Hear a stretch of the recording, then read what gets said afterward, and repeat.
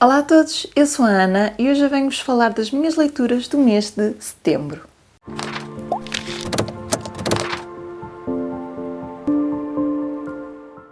Para quem viu o meu TBR de setembro, sabe que eu não estava a planear fazer muitas leituras. Aliás, eu tentei reduzir e compactar o meu TBR assim a um número que eu achasse fazível, a uma quantidade de livros que eu achasse que seria capaz de ler.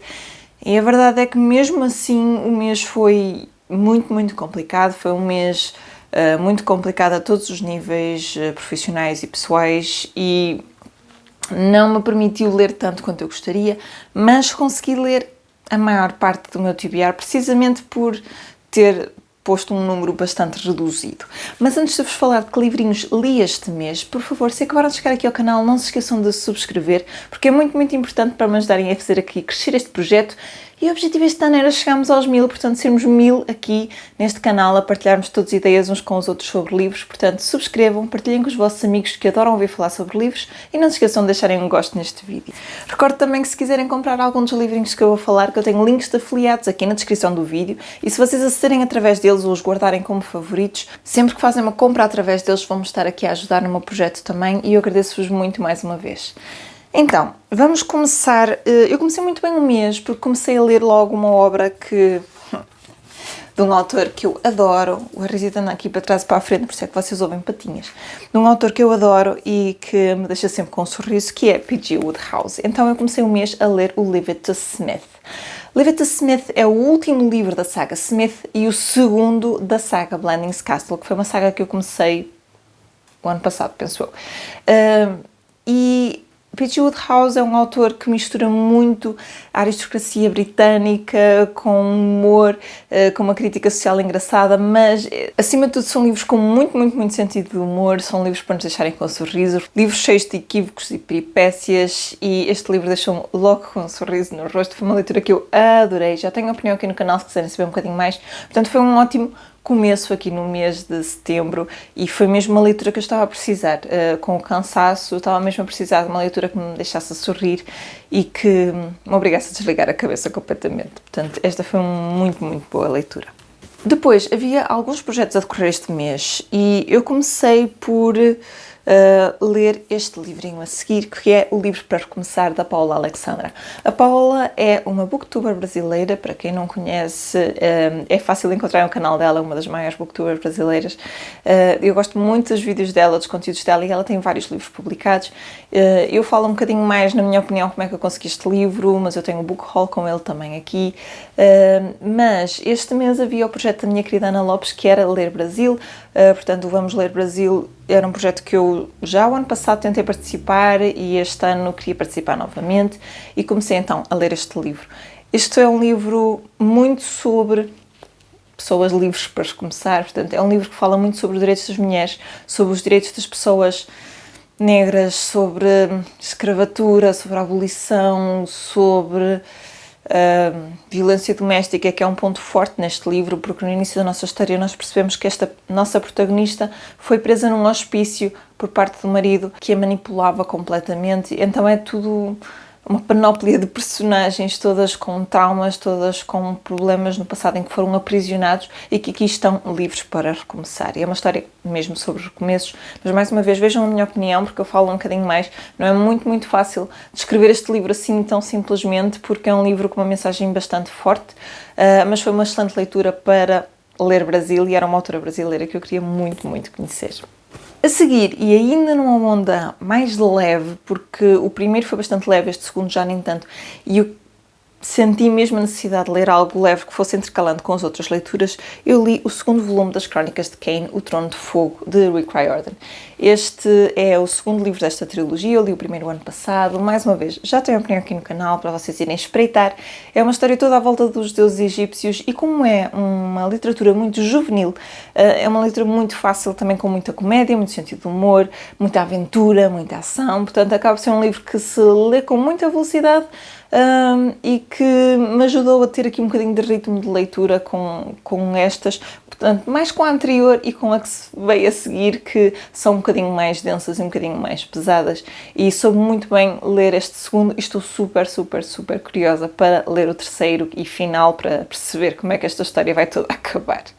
A seguir, como já disse, vem um livro um bocadinho mais pesado, não que seja uma leitura muito negra, mas que para mim foi uma leitura que me absorveu um bocadinho mais, que exigiu um bocadinho mais de mim, e foi uma leitura para o desafio do September Thrills, que era o desafio da Tininha e da Dora, e vocês já sabem, quem me segue aqui no canal, que eu não leio muitos thrillers, sou bastante seletiva, com os thrillers e com os policiais que leio, não podem ser muito negros, não podem ser muito gráficos, eu fujo disso, não é uma coisa que eu gosto, que aprecio, mas eu tinha este aqui em casa e foi a minha mãe que me recomendou e eu achei que poderia se enquadrar exatamente dentro do thriller que eu consigo ler e do policial que eu consigo ler, e de facto foi uma boa leitura. Eu não tenho certeza se já saiu a opinião, mas se não saiu ainda, há de sair muito em breve, que é A Tábua de Flandres, de Treinar o Meu Espanhol, Arturo Pérez Reverte.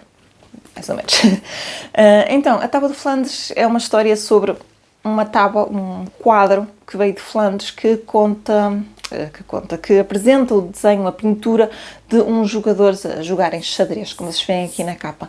Então nós temos aqui a história da rapariga que está responsável por fazer o restauro deste quadro, quando começam a acontecer assassinatos com gente relacionada com a pintura, e cada passo da peça de xadrez que eles descobrem, cada mistério que eles vão revelando no quadro, é um mistério que se começa a concretizar no tempo deles. Portanto, estamos a falar de uma tábua que tem 500 anos e começam a acontecer, de facto, mortes ali à volta dela. Portanto, é um livro com mistério, acima de tudo, muito focado nesta coisa da pintura. Portanto, tem muitas referências históricas, que é uma coisa que eu gosto muito. Tem esta coisa da lógica do xadrez, de o que é que cada jogada quer dizer, o que é que cada peça de xadrez no seu lugar poderá querer dizer sobre quem está a jogar, que é uma coisa que eu também achei muito, muito interessante. E ao mesmo tempo temos esta coisa de mistério, de policial, e assim este toque de thriller ali por trás, aquele suspense ali de nos deixar o que é que está a acontecer e quem vai ser o próximo a morrer, e o que é que comer uma peça vai significar, porque muitas vezes eles comem uma peça e alguém morre. Portanto, tudo isso foi aqui bastante equilibrado, mas foi uma leitura que eu gostei bastante, e se quiserem saber mais uma vez, vejam a opinião, que se ainda não saiu, sairá em breve no canal. E por último, eu tenho aqui outra leitura que eu fui alternando com estas, fui intercalando, que foi o Leia Contos. Isto é uma coisinha assim muito fininha, são 4, 5, 6, 7, 8, 9, 10, 11 contos de autores portugueses, autores aqui da Leia, que foram compilados aqui.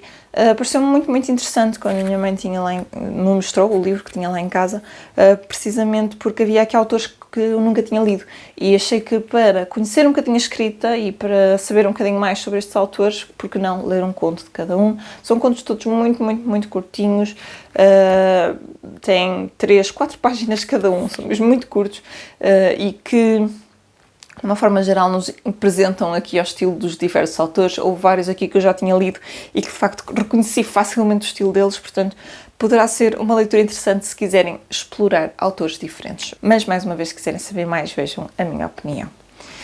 E estes foram os livros que eu li este mês, mas queria fazer aqui uma referência. Eu tenho aqui.